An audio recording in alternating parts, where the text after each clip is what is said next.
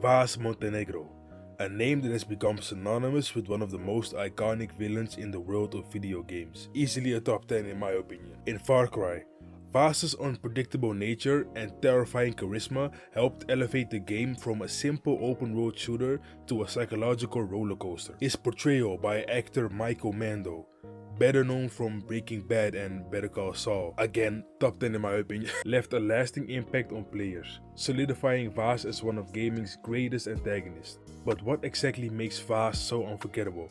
Why has he become such a benchmark in gaming history? And perhaps most intriguingly, was he truly evil, or was he a victim of circumstance? See, Vaas is best known for his iconic monologue on the definition of insanity. He said, What the definition of insanity is. Insanity is doing the exact same fucking thing over and over again, expecting shit to change. That is crazy. This line is not just memorable for its catchiness, it encapsulates Vaas's entire philosophy and the dissonance in his psyche. The quote itself is actually a paraphrasing of Albert Einstein's famous saying, "Insanity is doing the same thing over and over and over again, expecting different results." But Vaas's delivery injects a level of madness that turns it into a chilling mantra. What makes the speech so impactful is how it's delivered. The tone of Vaas's voice shifts unpredictably, from mocking to serious to manic and then playful, and his movements are erratic and controlled by bursts of raw emotion. This unstable emotional cadence mirrors his internal chaos and lets the player feel the madness that drives him. Vaas is not just a villain who preaches insanity, he embodies it. The character's backstory, hinted at through sporadic dialogue, suggests that his madness is not a result of inherent evil, but stems from the trauma he's endured.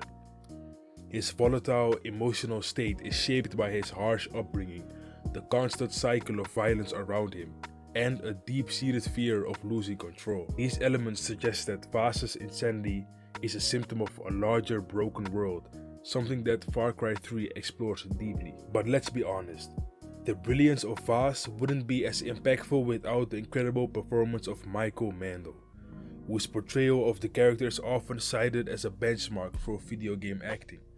In an interview with Game Informer, Mando described his approach to Vaas as one that focused on the character's humanity, despite his extreme nature.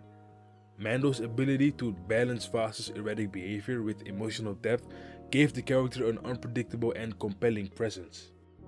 But what truly makes Vaas such a formidable antagonist is his sheer unpredictability.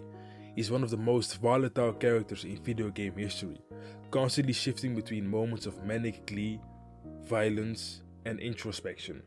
Players never know what to expect from him. One moment, he might be playfully taunting you, laughing at your pain, and the next, he could be on the verge of killing you with no warning. This unpredictability, paired with his sadistic nature, makes Vaas terrifying. But then again, Vaas is more than just a villain. He's a victim of his environment. Born into a world full of violence and instability, his backstory reveals a tragic figure shaped by loss, trauma, and the corrupting influences of power. Throughout Far Cry 3, it's revealed that Vaas was once a promising warrior who fell prey to the forces that defined his world, namely drugs, violence, and exploitation. His relationship with his sister Citra, the leader of the Rook Islands, indigenous cult, is central to understanding his motivations. The chaotic, abusive family dynamic further deepens Vaas's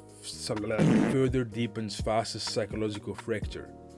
In a pivotal moment in the game, Vaas confesses that Citra manipulated him, pushing him deeper into madness and reinforcing his hatred for the world around him. His trauma, coupled with a complete disregard for life, makes him a victim of the very environment that bred him. In many ways, Vaas's insanity is a direct consequence of a system that is broken at its core. But the question remains, is Vaas truly evil, or is he simply a product of his world? Arguments for both sides can be made. For example, let's say yes, he is evil. Vaas engages in brutal acts of violence, showing no remorse. He kills, tortures, and manipulates people for his own amusement. His unpredictability makes him even more dangerous because there's no reasoning with him. He chooses violence even when other options are available, and his sadistic enjoyment of suffering suggests a deep-seated malevolence. But we can also say no. He is a victim. His environment shaped him into the monster he became.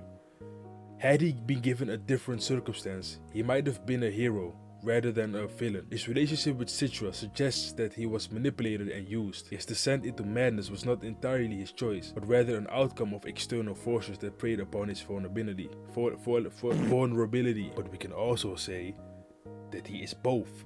Vaas is neither fully evil nor fully innocent. He is a product of trauma, but he also chooses to embrace his violent nature rather than resist it. His actions are monstrous, but his pain is real. Unlike traditional villains who act purely out of malice, Vaas seems to struggle with his identity at times, hinting at internal conflict that suggests he could have been different in another life. But even years after Far Cry 3's release, Vaas remains one of the most talked about video game characters.